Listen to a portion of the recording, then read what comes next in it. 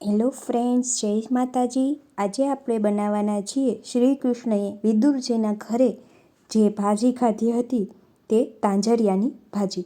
તો એના માટે આપણે એકદમ કૂણી એવી ભાજી લઈ લીધી છે અને આમાં ખાસ ધ્યાન રાખવાનું કે એના બિયા ન આવે અને આવી રીતે આપણે એક એક પાન કરી અને બધી ભાજીને લઈ લેવાના છે। આ તમે જે બી જોઉં છો એ લેવાના નથી અને આવી રીતે બધા પાન એક એક કરી અને આપણે જુદા કરી દઈશું અને ત્યારબાદ એને કટ કરી નાખશું। અને ફ્રેન્ડ્સ, આમાં આજે આપણે એવા 2 ઇન્ગ્રીડિયન્ટ્સ એડ કરવાના છે કે જેનાથી ભાજીનો સ્વાદ બમણો થઈ જશે। તો ચલો આપણે હવે ભાજીને કટ કરી નાખીએ અને બીજા શાકભાજી પણ કટ કરીને લીધા છે। તે શું છે તે આપણે આગળ જોશું। હવે તેલ ગરમ કરી એમાં આપણે જીરુંનો વઘાર કરવાનો છે, રાઈનો એડ કરી દીધી છે અને જીરું અને રાઈને એકદમ આપણે તતડવા દઈશું ફ્રેન્ડ્સ। આમાં આપણે આજે 2 એવા શાકભાજી એડ કરવાના છે જેથી કરી અને આ ભાજીનો સ્વાદ બમણો થઈ જશે। તો તમે વિડીયોના એન્ડ સુધી જોતા રહેજો મિત્રો।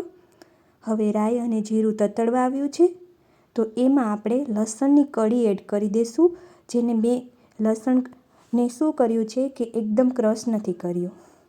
હવે એમાં આપણે એક નાનું રીંગણ લીધું છે જે એડ કર્યું છે, જે ભાજી સાથે થોડો રીંગણનો એડ કરી દઈએ તો સ્વાદ સરસ આવે છે। હવે એમાં હળદર આપણે એડ કરી અને સારી રીતે હલાવી લઈશું।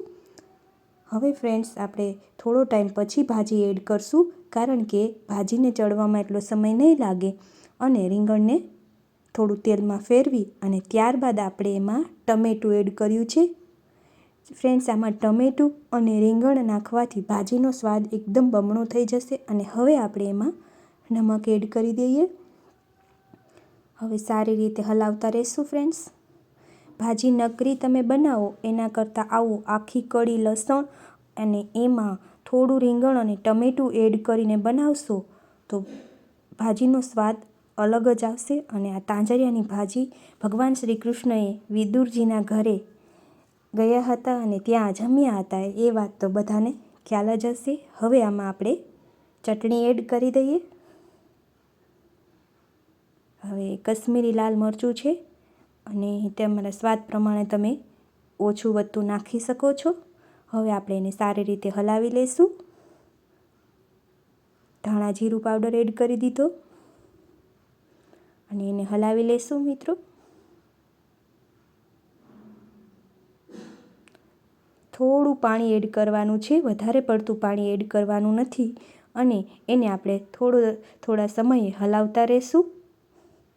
અને ભાજીને ચડતા તો સમય લાગશે નહીં ને સાથે ટમેટું છે તો એને પણ સમય નહીં લાગે અને રીંગણને આપણે પહેલેથી આગળ ચડવા દીધું છે, પછી બીજી વસ્તુ એડ કરવાની અને હવે થોડો સમય ઢાંકી અને એને ચડવા દેશું એટલે આપણી ભાજી એકદમ સરસ રીતે ચડી જશે।